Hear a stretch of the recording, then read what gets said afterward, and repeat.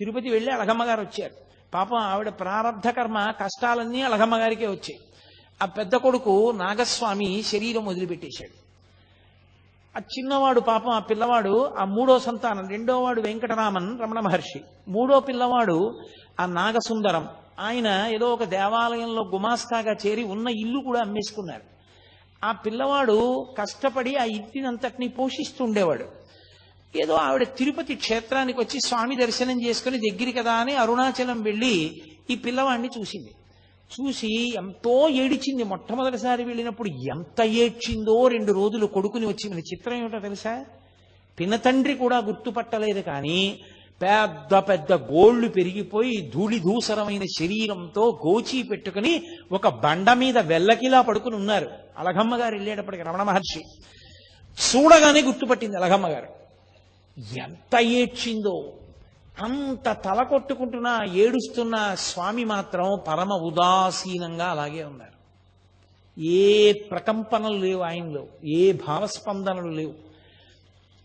చుట్టూ ఉన్న వాళ్ళు అయ్యో అమ్మంటోందంత ఏడుస్తోంది, కనీసం జవాబు చెప్పద్దా అన్నారు. ఆయన నోటితో మాట్లాడితే కదూ, ఓ కాగితం ఇమ్మని దాని మీద వ్రాశారు. కర్త ఎవరి ప్రారబ్ధానుసారం వారిని ఆడిస్తూ ఉంటాడు. మనం కావాలనుకున్నవి జరగాలని లేదు, జరగాలనుకున్న వాటిని మనం ఆపలేము. కాబట్టి ఏది ఎలా జరుగుతుందో దానిని అంగీకరించడమే సర్వ విధములా శ్రేయస్కరము. అదే మొట్టమొదటి ఉపదేశం. ఆయన జీవితంలో వ్రాతపూర్వకంగా కాని నోటితో కాని చేసిన మొట్టమొదటి ఉపదేశం అదే. కాగితం మీద వ్రాసి అలగమ్మ గారికి ఇచ్చారు. ఇక ఈ పిల్లవాడు రాడు, ఈ పిల్లవాడి యొక్క స్థాయి వేరని ఆమె స్థాయిలో ఆవిడ ఏమనుకుంటారు ఒక తల్లిగా, ఏమిటో కొడుకుని ఇంత కష్టపడ్డాను, పెంచాను, పెద్ద చేశాను, ఇలా అయిపోయాడు అనుకుని పాపం ఆవిడ వెళ్ళిపోయారు.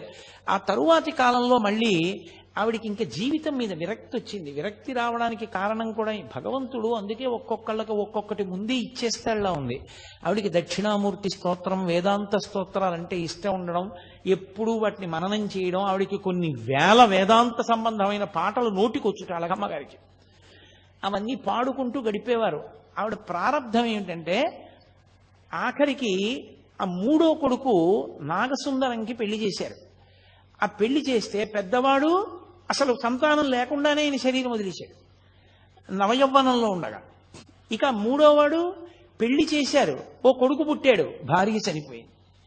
చనిపోతే పాపం ఆ చిన్న పిల్లవాడిని ఈయనేం పెంచగలడు, తీసుకెళ్లి మళ్ళీ పినతండ్రి గారి భార్య జానకి అమ్మాள் నెల్లియప్ప అయ్యర్ గారి భార్య జానకి అమ్మాళ్ళ గారికి ఇచ్చారు. ఆవిడ అప్పటికి వృద్ధురాలు అయిపోయింది. ఆవిడ ఏం పెంచగలదు పిల్లని. మళ్ళీ ఆ పిల్లాడిని తీసుకెళ్లి ఆ పిల్లవాడి మేనత్త అలవేలుమంగ ఆఖరి పిల్ల, ఆ పిల్లకి ఇచ్చారు. ఆ పిల్ల ఏదో సాకుతోంది.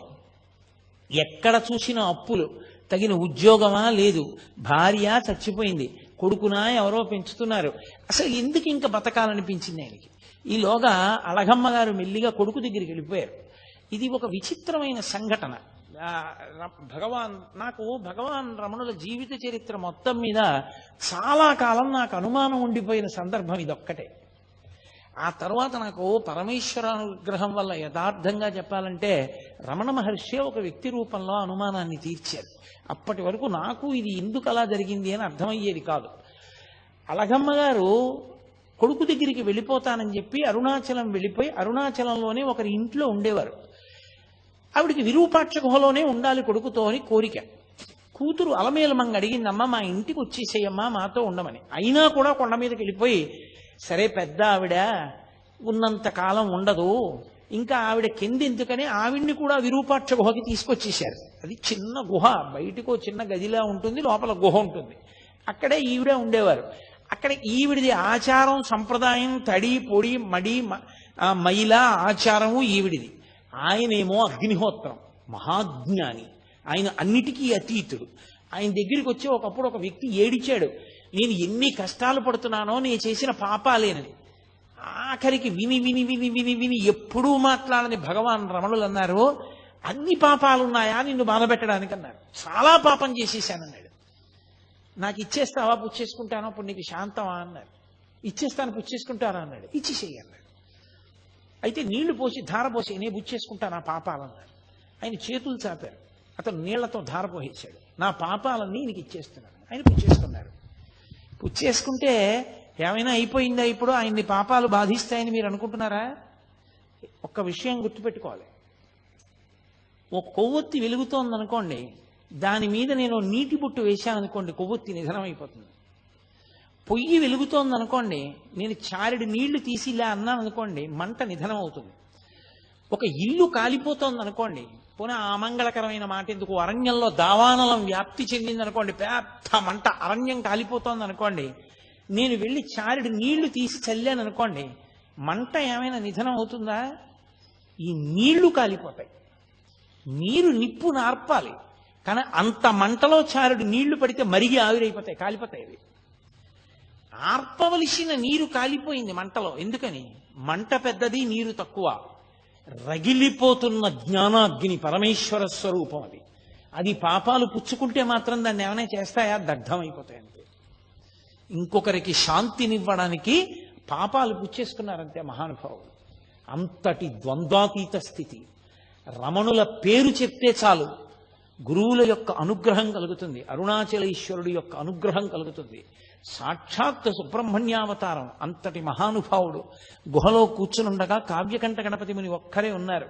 ఒక్కరే ఉండగా 6 జ్యోతులు ఆయన యొక్క తలని, నుదిటిని తాకి ఆయనలో లీనమైపోవడం చూసి ఒళ్ళు గగుర్పొడిచింది కావ్యకంఠ గణపతి మునికి. 6 జ్యోతులు ఆయన నుదురిని తాకి ఐక్యం అయ్యాయంటే ఇది షణ్ముఖ స్వరూపం, సుబ్రహ్మణ్య స్వరూపం అని నిర్ధారించారు. అలగమ్మ గారికి పాపం మడి మైల, ఆవిడ తాపత్రయం ఆవిడది, ఆవిడ ఆచారం ఆవిడది. అది తప్పు అని మాత్రం అనకూడదు సుమండి. నేను మీతో తరచుగా మనవి చేస్తున్నాను, జ్ఞానికి ఇవేం ఉండవు. జ్ఞాని వీటన్నింటికన్నా అతీతమైన స్థాయిలో ఉంటాడు, ఏ ప్రతిస్పందన ఉండదు. కానీ రమణ భగవానుల్ని చూసి మీరు కూడా అంటే మనం కూడా అలా ఉందాం అనుకుంటే తప్పు. ఆ స్థాయికి చేరకుండా అలా చేయకూడదు, చాలా పొరపాటు, అలా ఉండకూడదు. ఆవిడ ఉల్లిపాయ వేనిచ్చేవారు కాదు. ఉల్లిపాయ వేకండి, ఉల్లిపాయ తినకూడదు అనేవారు. ములక్కాడ పట్టుకొస్తే ములక్కాడ వేనిచ్చేవారు కాదు. భిక్షాన్నం ఏమిటని ఆవిడే పోయి పెట్టుకుని వండుకుంటూ ఉండేవారు. నేను పెట్టుకుంటాను కొడుకు అంటుండేవారు. రమణులు ఆవిడ్ని చూసి పరిహాసం ఆడేవారు. మా అమ్మ మోక్షానికి ఎడుతూ ఉంటే ఉల్లిపాయలు పర్వతాలై అడ్డుపడిపోతాయి, ములక్కాడలు అరణ్యాలు అయిపోయి చిక్కుపోతుంది, అందుకని మా అమ్మ తిందంటుండేవారు. ఆవిడ నేను అమ్మని కాబట్టి నేను పెడితే తినాలి, నాతో మాట్లాడాలనేది. ఆయన అనేవారు, ఎవరు అమ్మ? నాకు అందరు అమ్మలే తప్ప నువ్వు ఒక్కదానివే నాకు అమ్మవి కావు, నాకు లోకమంతా తల్లులే అనేవారు. ఆయన దృష్టికోణం అది. అలా రమణుల గురించి చదివి నేను అనకూడదు, నేను మా అమ్మని గౌరవించాలి, మా అమ్మకి నమస్కారం చేయాలి. అవునమ్మా నువ్వు నా తల్లి అనాలి. నేను ఇంకా రమణుల స్థాయికి పొందలా. రమణుల స్థాయిని పొందిన నాడు నేను అలా మాట్లాడాలని ప్రయత్నం చేయక్కర్లా. ఆ మాట అప్పుడు అదే వస్తుంది. అంతేకాని జ్ఞానిని చూసి ఎన్నడూ అనుకరించరాదు. రమణులు అన్నారు కదా అని అనే ప్రయత్నం చేయకూడదు. అది చాలా పొరపాటు. ఇవాళ చాలా చోట్ల చాలా మంది చేసే పెద్ద పొరపాటు అక్కడే చేస్తారు. అలా చేయకూడదు. జ్ఞానిని అనుకరిస్తే భంగపాటు పొందుతారు. ఎందుకో తెలుసా? మీ అనుష్ఠానం పోతుంది. జ్ఞాని కాకుండా జ్ఞానిలా ప్రవర్తిస్తే పరమ ప్రమాదం. ఏది? రమణులు అన్నారు, నువ్వు అన్నావు తల్లిని, రమణులు భిక్షాన్నం తింటారు, నువ్వు తింటావా? రమణులని జటాస్వామి ఆ తర్వాత బాలానంద స్వామి అలా ప్రవర్తించిన ఆయన అలా ఉండగలరు, నువ్వు ఉండగలవా? ఉండగలిగితే అలా కూడాను. జ్ఞాని స్థితిని చూసి జ్ఞాని ఎలా ఉన్నాడో అలా నువ్వు ఉండే ప్రయత్నం చేస్తే చాలా ప్రమాదం వస్తుంది. అలా ఎప్పుడూ చేయకూడదు. ఆచారకాండే. రమణులు అలా అన్నారు అంటే అది ఆయన స్థాయి. అటువంటి భగవానుల దగ్గరికి ఒకప్పుడు కావ్యకంఠ గణపతి ముని వచ్చారు.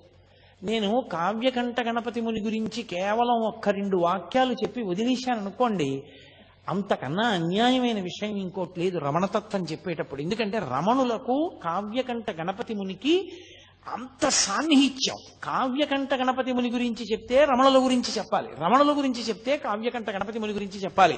ఇద్దరిని విడదీసి ఇద్దరి జీవితాలు వేరు వేరు, ఆయన గురించి ఆయనలా చెప్తాను, ఈయన గురించి ఈయనలా చెప్తానంటే అసలు చెప్పడం కుదరదు, పరిపూర్ణం అవ్వదు.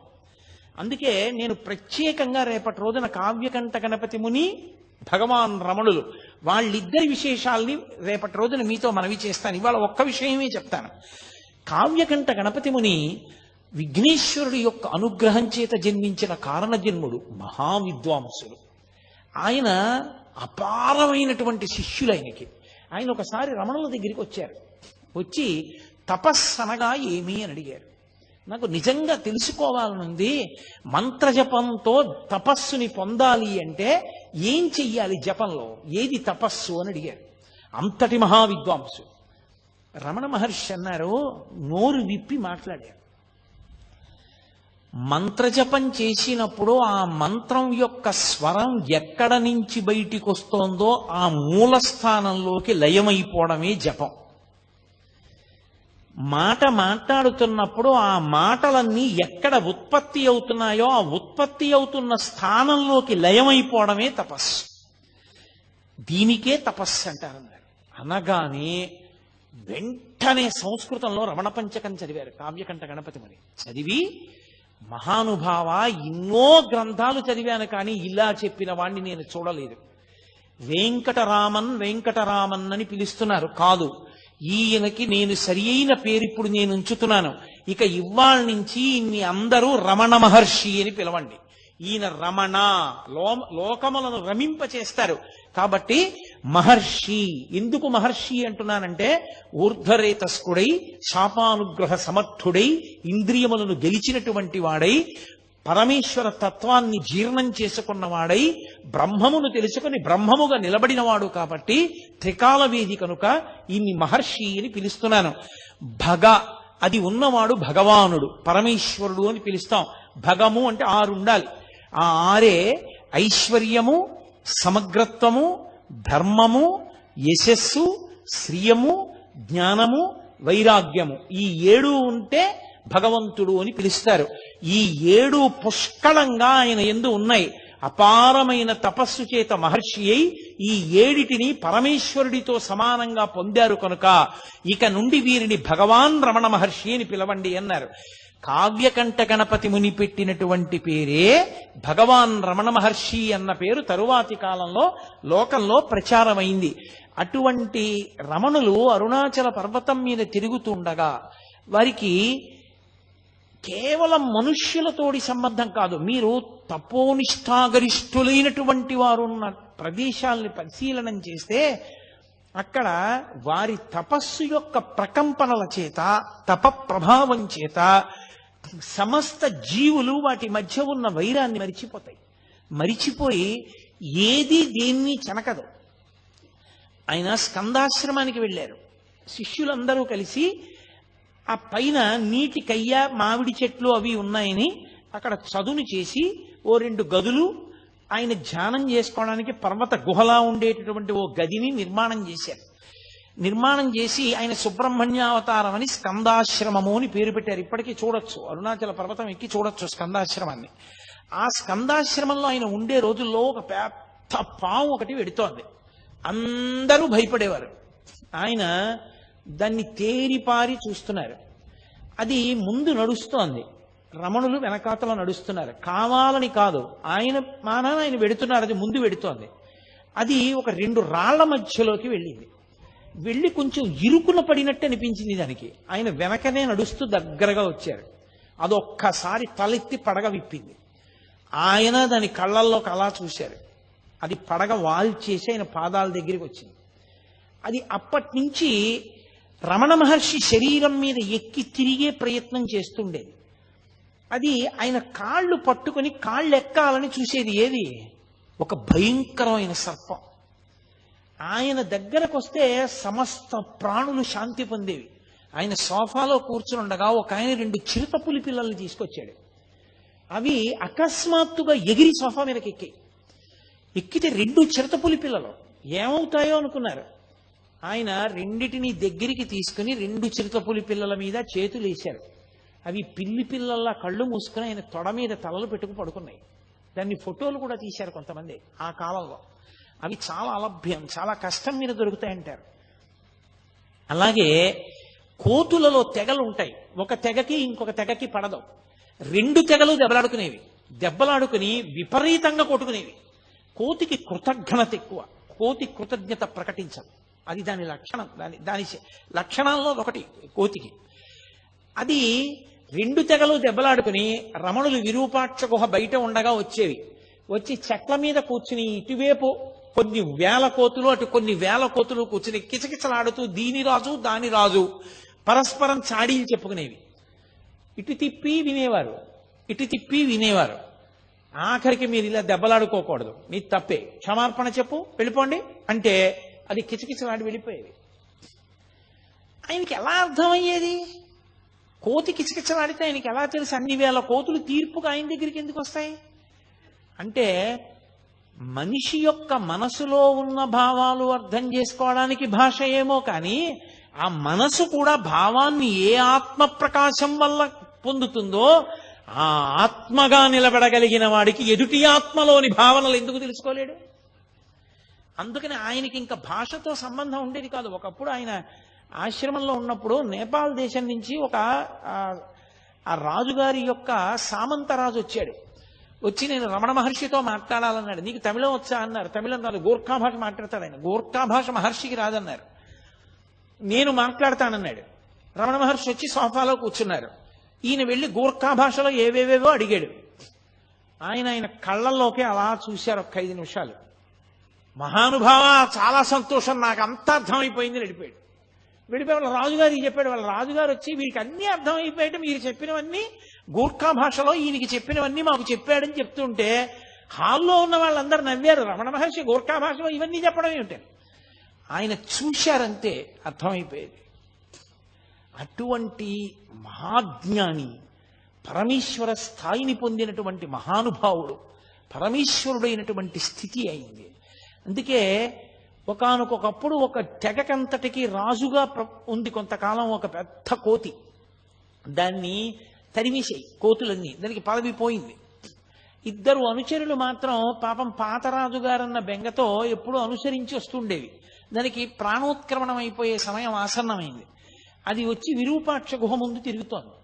రమణ మహర్షి చూసి జాలేసి దాన్ని ఇలా 2 చేతులతో ఎత్తి తీసుకెళ్లి ఒళ్ళో పడుకోబెట్టుకున్నారు.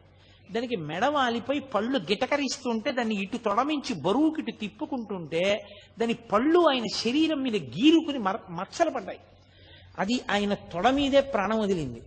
ఇది సిద్ధపురుషుడు, అందుకనే అరుణాచల పర్వతం మీద తిరిగి ఇది ఇలా శరీరం విడిచిపెట్టింది, దీనికి విభూతి అలంకారం చేసి బొట్టు పెట్టి దీన్ని తీసుకెళ్లి గొయ్యి తీసి కర్పూరం వేసి ఖననం చెయ్యండి అని ఒక సన్యాసిని ఖననం చేయించినట్టు ఖననం చేయించారు. ఒక కుక్క ఉండేది, అది దేవదాసి ఇంటికెళ్ళి పలహారం చేసేది, దేవాలయ ప్రసాదం అన్నం తినేది, దేవాలయంలో పడుకునేది. ప్రతిరోజు వచ్చి రమణ మహర్షులు ఉన్నటువంటి విరూపాక్ష గుహ ముందు నమస్కారం చేసి వెళ్ళిపోయేది. అది శరీరం విడిచిపెట్టినప్పుడు అలాగే చేయించారు. ఆయన దగ్గరికి ఎన్ని ప్రాణులో ఒక కుంటి కోతి ఒకటి ఉండేది. అది ఆయన అన్నం తింటుంటే అది అన్నం తినేది. అది వచ్చేది, ఒక గిన్నెలో దానికి అన్నం పెట్టేవారు. ఆయన తినడం మొదలెట్టితే అది తినడం మొదలెట్టేది. కోతికి నిలకడ ఉండదు, అటు ఇటు నడిచి పరిగెట్టి పోసేస్తుంది. ఒక మెతుకు కింద పోయకుండా తినేది. ఒక రోజున అన్నం కింద పడేసింది. అది ఏమి ఇవాళ నీ బుద్ధి ఇలా తయారైంది, అన్నం కింద పడేశావు అన్నారు ఆయన. దానికి కోపం వచ్చి రమణ మహర్షి కంటి మీద కొట్టింది. ఆయన నువ్వు నా దగ్గరికి రావద్దన్నారు. అది ఏడుస్తూ వచ్చి ఒక వారం రోజులు పోయిన తర్వాత అన్నం తినడం మానేసి బతిమాలుకుంది ఆయన కాళ్ళ దగ్గర కూర్చుని, నన్ను మళ్ళీ మీ ఒళ్ళోకి తీసుకోండి, నాకు అన్నం పెట్టండి అని. ఆయన అన్నం పెడితే అది కలిసి అన్నం తినేది. అది ఒకానొకప్పుడు కోతులందరికీ రాజు అయింది. ఆయన అన్నారు నోటితో, నువ్వు ఒకనాడు రాజు అవ్వాలే కోతులకి అన్నారు. అది నిజంగా రాజు అయింది. వాళ్ళు ఎన్నుకుంటారట కోతుల జాతుల్లో కూడా. ఎన్నుకుని అది వచ్చి భగవాన్కి స్కందాశ్రమంలో ఉండగా వచ్చి నమస్కారం పెట్టుకుంది. నమస్కారం పెట్టుకుంటే ఆయన అన్నారు అన్నం తినన్నారు. అంటే అది తిననని చెప్పి సంజ్ఞ చేసి వెళ్ళి చెట్టు మీద కూర్చుంది. 2 రాణులు. వానర జాతిలో ఏంటంటే అంతవరకు ప్రభువుగా ఉన్నవాడి రాణులు కొత్త ప్రభువుకి రాణులు అయిపోతారు. అందుకని అది రాణులతో కూర్చునుంది. అందుకని అక్కడ అన్నం తింది. ఆ తర్వాత ఇన్ని ప్రాణులు, ఒక ప్రాణి కాదు,